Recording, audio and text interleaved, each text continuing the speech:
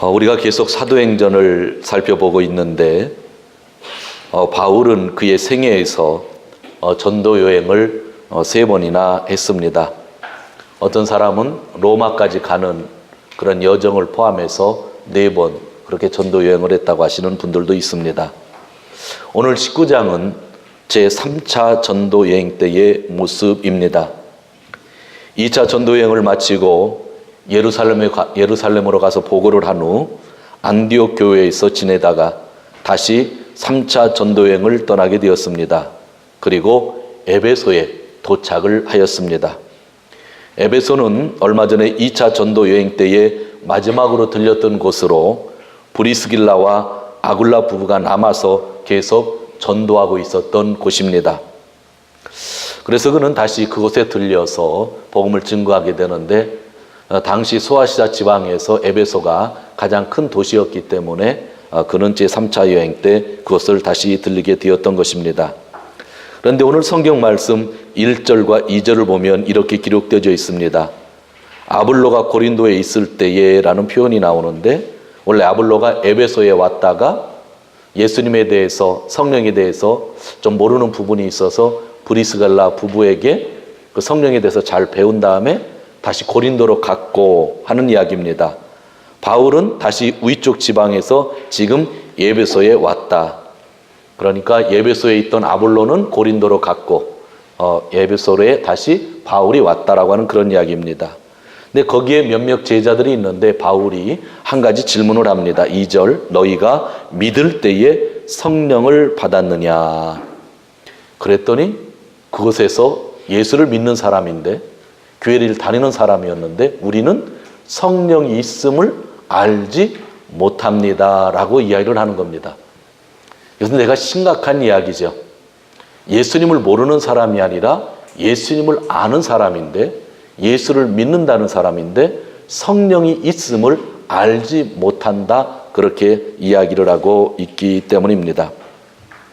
성령을 받으셨습니까? 라고 하는 이 말은 오늘날 여러 성도들이 좀 불편해하는 말씀 가운데 하나일 수도 있습니다. 왜 불편해할까요? 우리는 삼위일체 하나님을 믿고 있는데 하나님에 대해서 우리는 잘 알고 있고 또 예수님에 대해서 복음서를 통해서 잘 알고 있지만 성령에 대해서는 알고 있는 것 같으면서도 잘 정리가 되지 않는 부분이 있고, 또 성령에 대해서는 너희가 성령 충만해야 된다고 하는 이야기를 우리가 늘 듣고 있기 때문에 내가 성령 충만한지 아닌지 그런 것 때문에 좀 불편해하고 이해가 잘 되지 않는 그런 부분이기도 하다고 하는 것이죠. 오늘은 바울의 이 질문을 통해서 좀 성령님에 대해서 살펴보기를 원합니다. 되게 쉬운 이야기는 아니에요. 왜냐하면 성령을 경험하신 분들의 이야기가 많이 다르고 또 목사님들 또 여러 신학자들의 책을 읽어도 일정되게 딱 나오는 것이 없고 좀 내용들이, 사용하는 용어들이 조금씩 다르기 때문입니다. 제가 이야기하는 것도 아마 마찬가지일 겁니다. 그런 전제에서 여러분들이 한번 들어주셨으면 좋겠습니다. 우리가 예수님을 모르다가 예수님을 믿습니다. 그런데 성경은 뭐라고 하냐면요, 너희가 성령 없이 예수님을 주로 고백할 수 없다 이야기하는 거죠. 그럼 내가 예수님을 주로 고백하고 내가 예수님을 믿습니다 하면 이미 성령은 나에게 내주하시는 거예요, 안 하시는 거예요? 하는 거예요. 내가 예수님은 주입니다, 그리스도입니다 말할 수 있는 것은 성령에 의해서만 가능하기 때문에 내 맨정신으로는 가능한 일이 아니에요. 그러다 보니까 예수를 믿는 사람에게는 이미 동시에, 그 고백과 동시에 누가 내 안에 내주하시는 거예요? 성령님이 내주하신다고 하는 것이죠.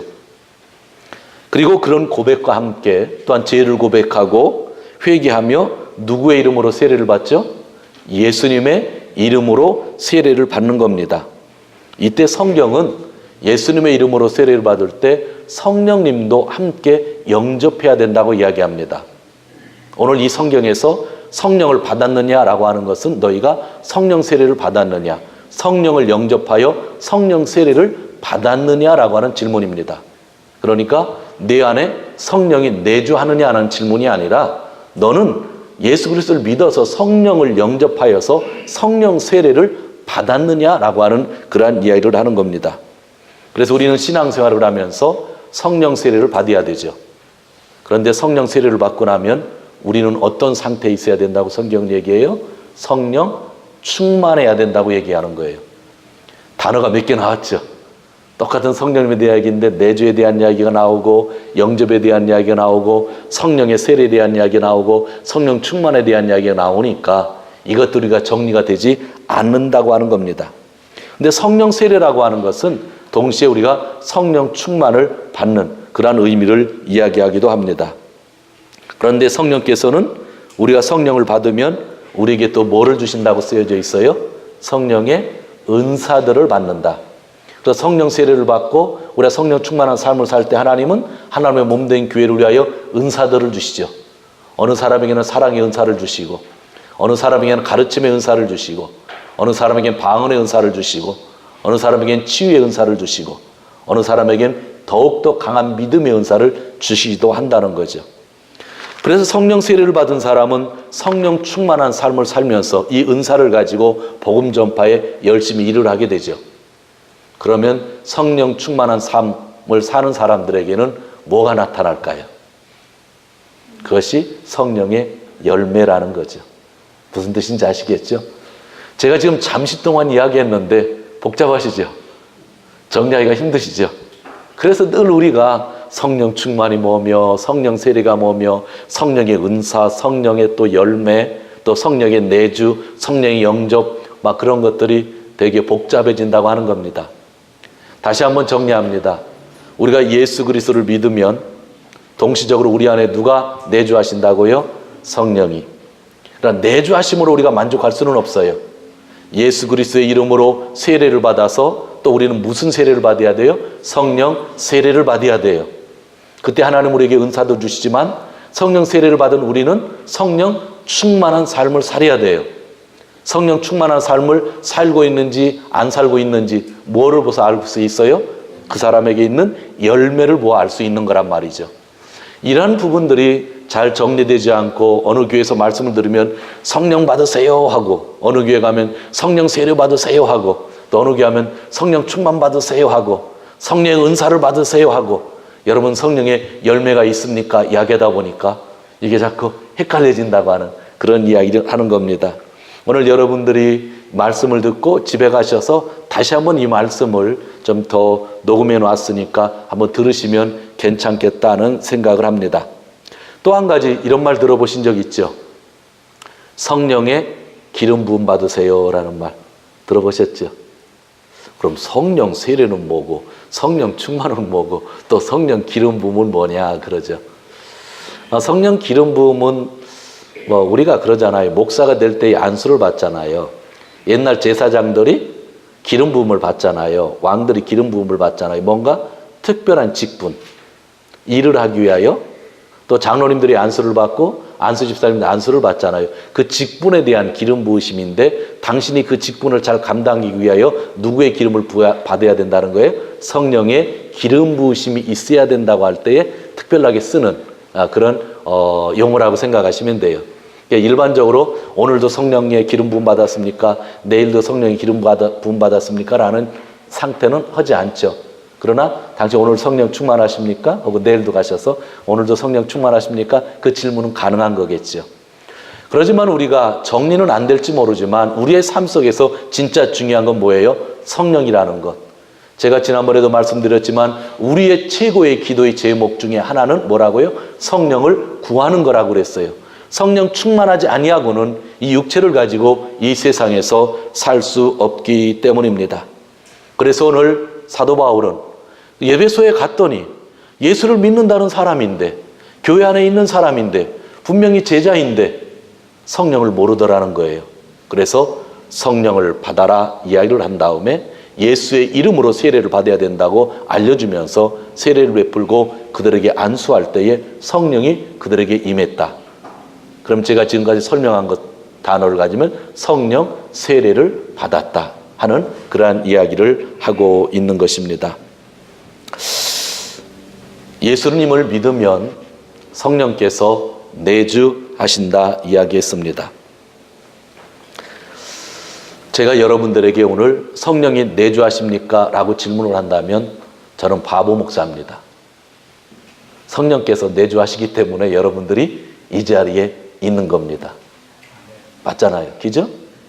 그런데 제가 여러분에게 성령 충만하십니까? 하면 여러분들은 아멘 하시는 분도 있고 좀 이렇게 부끄러워서 어디 숨고 싶은 분이 있을 거예요. 이제 이 질문을 아시겠죠? 그러니까 저는 여러분에게 성령이 내주하십니까? 라는 질문은 안 해요. 여러분 진짜 성령 충만한 삶을 살고 있습니까? 라고 하는 질문을 하죠. 그럼 목사가 이런 질문을 하면 목사는 떳떳한가요? 저도 여러 가지 질문 중에 이 질문이 제일 힘들고 이 질문을 받는 게 제일 부끄러워요.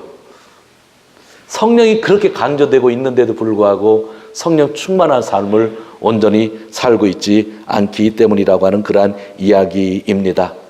성령 충만은 성령 세례를 받음으로 인하여 시작되어지는데 진짜 우리가 온전히 성령 충만한 삶을 살고 있느냐라고 하는 것입니다. 여러분들 6절과 7절 말씀을 함께 읽도록 하겠습니다. 6절과 7절. 바울이 그들에게 안수하매 성령이 그들에게 임함으로 방언도 하고 예언도 하니 모두 12사람쯤 되니라. 아멘. 바울이 예수의 이름으로 세례를 베풀며 안수했을 때에 그들에게 성령이 임했다고 기록되어져 있습니다. 원래 이 12명의 사람들은 예수님을 알고 있고 믿고는 있지만 원래 세례는 요한에게만 받았다고 그래요. 그리고 예수님에게는 세례를 안 받았대요. 즉 예수님의 이름으로는. 그래서 바울이 너희가 성령 받기 위해서는 예수님의 이름으로 세례를 받아야 되고 그렇게 이야기한 다음에 안수를 하고 있다는 건 뭐예요? 예수님의 이름으로 세례를 베풀었다는 얘기죠. 그죠? 그리고 안수를 했을 때 그들이 성령을 받았다고 성경은 이야기하고 있습니다. 세례라고 하는 것이 되게 중요하게 언급되고 있죠. 우리는 복음서를 통해서 요한의 세례를 잘 알고 있습니다. 수많은 사람들이 죄를 고백하는 회개를 하면서 요한에게 세례를 받았지만 요한의 세례는 성령님을 주실 수가 없다는 거예요. 내가 그냥 잘못했다고 내가 고백한다고 하여서 무릎을 꿇는다고 하여서 성령이 나에게 임재하는 것이 아니라 내가 예수의 이름으로만 세례를 받을 때에 성령이 나에게 임한다고 하는 아주 중요한 이야기를 하고 있는 겁니다. 그러고 보면 우리가 예수의 이름으로 세례를 받았던 것이 얼마나 중요한지 알 수 있겠죠. 성경 본문을 한번 찾아보도록 하겠습니다. 로마서 6장입니다. 사도행전 뒤에 있겠죠. 로마서 6장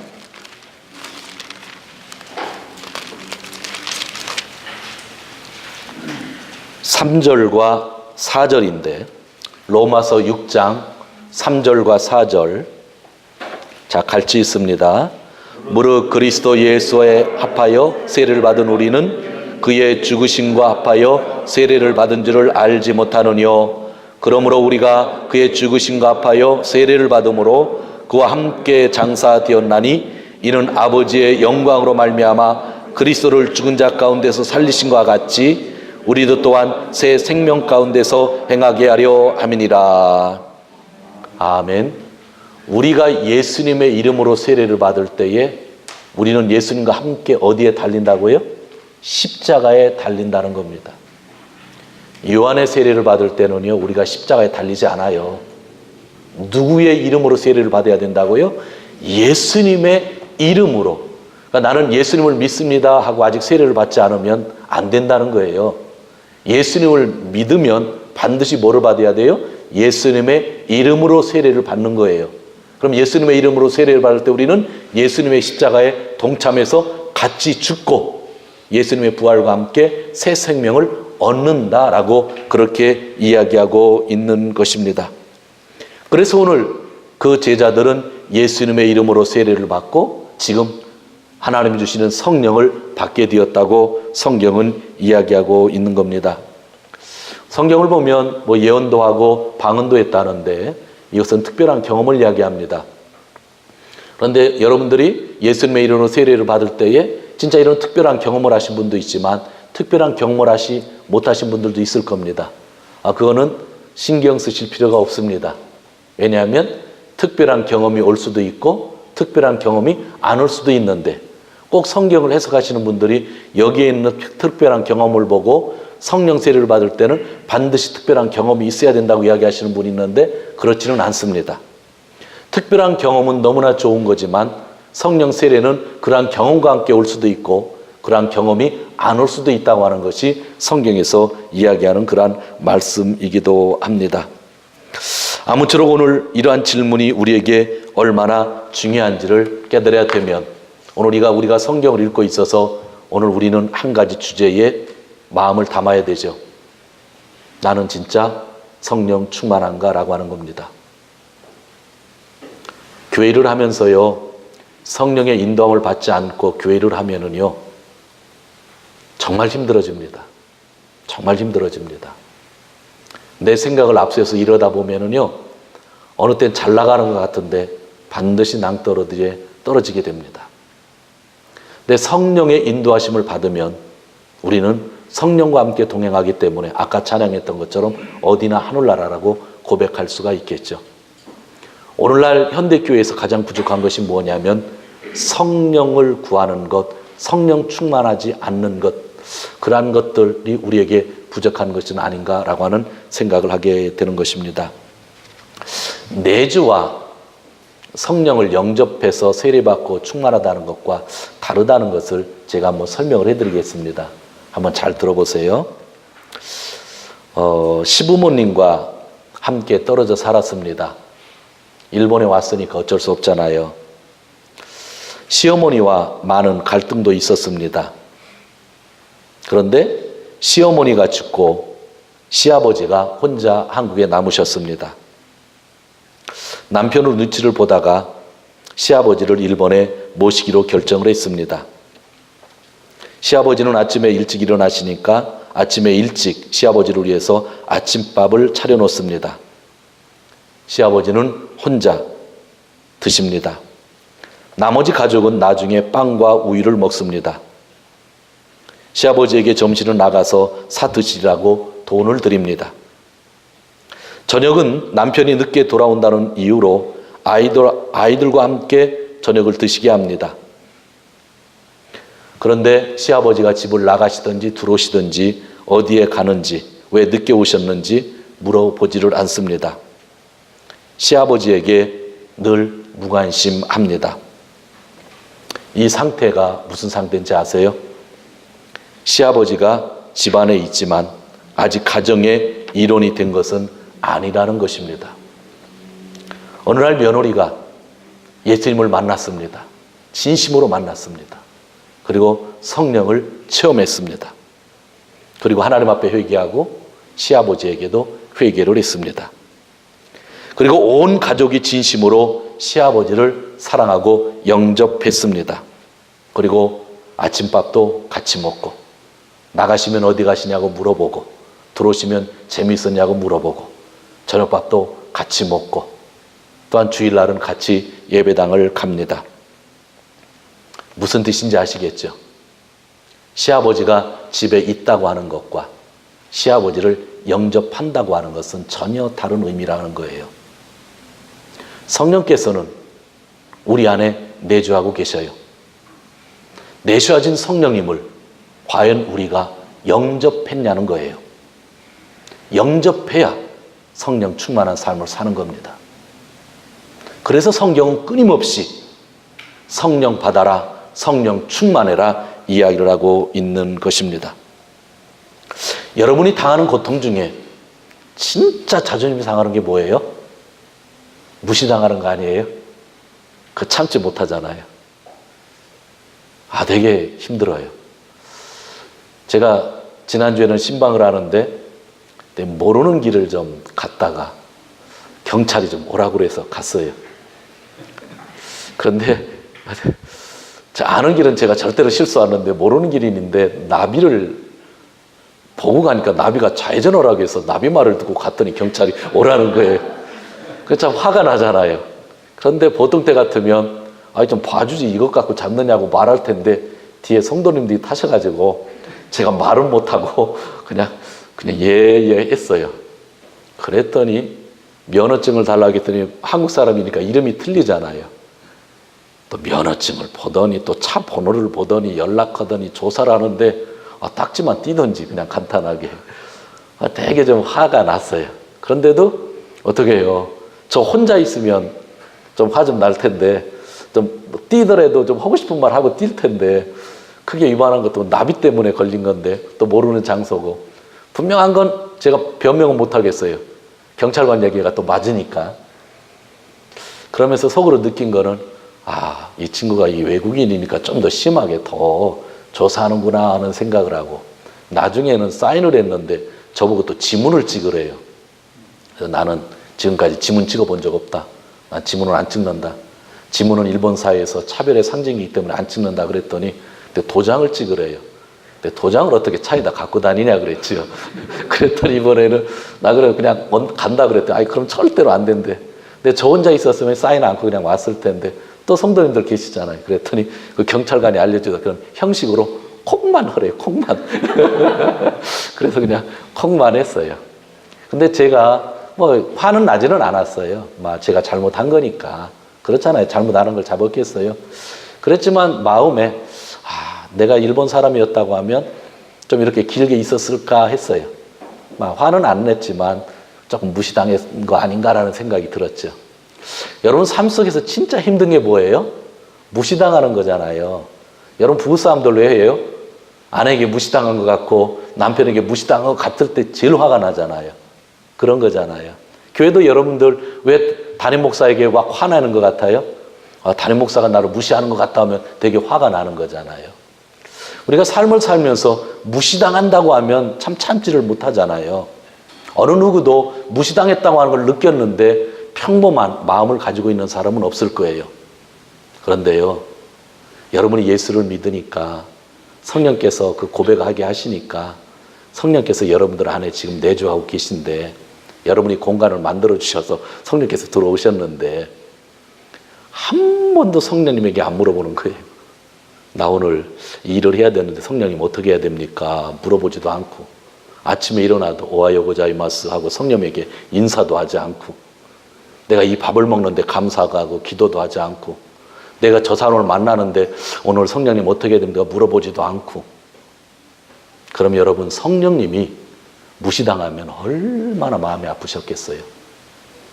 계속 그 상태로 가면 양심에 뭐를 맞는다고 그래요? 화인 맞는다고 하잖아요. 성령님을 진심으로 우리가 영접해야 돼요. 내 안에 계시다. 그걸로 만족하면 안 돼요. 성령을 영접하고 성령님 충만한 삶을 살아야 된다고 하는 것. 많은 사람들이 이 부분을 구분하지 못하는 거예요. 내주했다라고만 생각해요. 시아버지 모셨다라고만 생각해요. 그러나 그건 모신 게 아니잖아요. 영접해야 되잖아요. 같이 가족으로 살아야 되잖아요. 성령님을 마음에 영접하면 성령님과 진심으로 동행하는 삶을 살아야 되잖아요.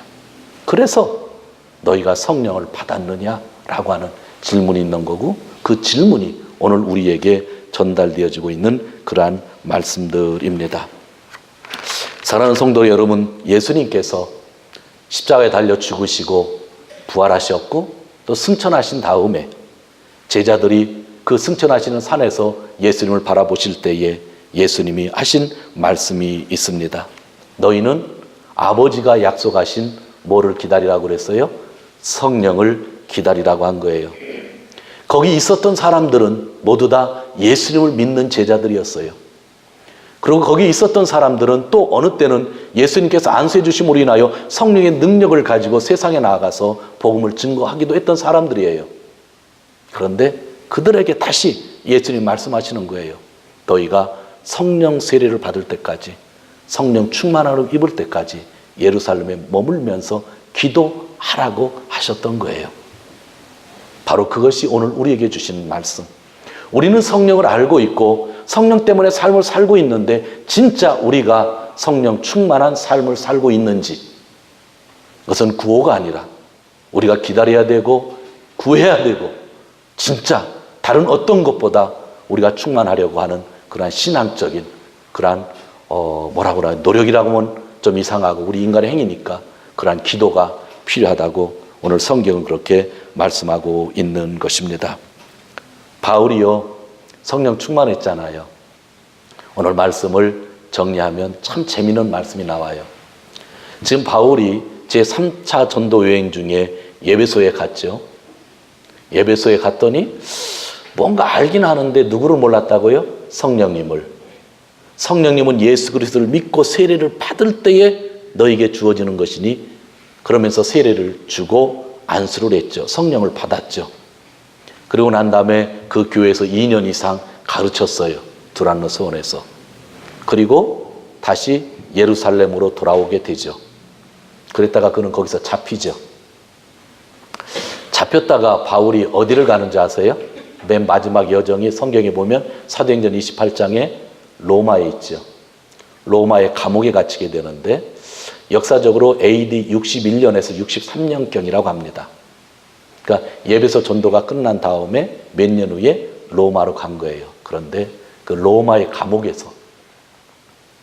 감옥에서 바울이 교회들에게 편지를 쓰는데 어느 교회에 편지를 보낸지 아세요? 에베소 교회에 편지를 보내는 거예요. 이것을 여러분들 좀 헷갈려 하시면 안 돼요. 지금은 에베소에서 전도하고 있었던 거고, 에베소서라고 하는 성경책은 나중에 로마에 가서 그 교회에게 편지를 보내는 거예요. 그런데 에베소서 5장 18절에 뭐라고 쓴지 아셔요? 너희는 술 취하지 말고 뭐를 받아라? 성령의 충만함을 받으라 한 거예요. 여러분, 이 말씀 얼마나 무게가 있는지 아시겠죠? 에베소 교회를 자기가 처음에 갔을 때는 성령에 대해서 알지 못했다. 브리스갈라와 아굴라가 가르쳤지만 아직도 성령 충만한 사람들이 드물었다. 또 아볼로라고 하는 사람이 하나님의 말씀을 잘 가르치긴 했지만 그 부분이 너무 부족했다. 그래서 예수님의 이름으로 세례를 받게 하고 그 자리에서 12명이 성령을 받았는데 아마 그들은 성령 충만한 삶을 살았겠죠? 그러면 거기서 끝났다고 우리는 생각하잖아요. 오늘 말씀을 여기서 전하면 성령 세례를 받았으니까 성령 충만했으면 그대로 끝났다고 생각하잖아요. 에베소 교회는 이제 성령 충만한 교회가 되었다고 생각하잖아요. 그런데 바울은 몇 년 후에 로마의 감옥에서 에베소 교회에게 다시 편지를 하면서 여러분 성령 충만하세요. 술 취하지 말고 성령의 취함을 받으세요 라고 얘기했다고 하는 것은 오늘도 내일도 모레도 교회에게 던져주시는 하나님의 말씀은 뭐예요? 성령 충만하는 거예요. 오늘 우리 교회에게 던져주시는 말씀, 제가 주일날 여러분들에게 주시는 말씀으로 끝나는 것이 아니라 내일도 다음 주도 10년도 20년 후에도 우리 교회는 늘 성령 충만해야 돼요. 그래서 구해야 되고 기도해야 되고 그렇게 살아야 된다고 하는 것을 말씀해 주고 있는 그러한 것이 오늘 성경의 이야기입니다. 내주하심을 감사하지만 진짜 성령 충만을 위해서 우리가 기도하고 성령 세례를 받아야 된다고 하는 그러한 이야기입니다. 마지막입니다. 8절에서 10절까지 오늘 성경 8절에서 10절까지 같이 읽도록 합니다. 시작. 바울이 회당에 들어가 석 달 동안을 담대히 하나님 나라에 대하여 강론하며 권면하되 어떤 사람들은 마음이 굳어 순정치 않고 무리 앞에서 이 도를 비방하거늘 바울이 그들을 떠나 제자들을 따로 세우고 두란노 서원에서 날마다 강론하여 이같이 2해 동안을 하매 아시아에 사는 자는 유대인이나 헬라인이나 다 주의 말씀을 듣더라. 아멘.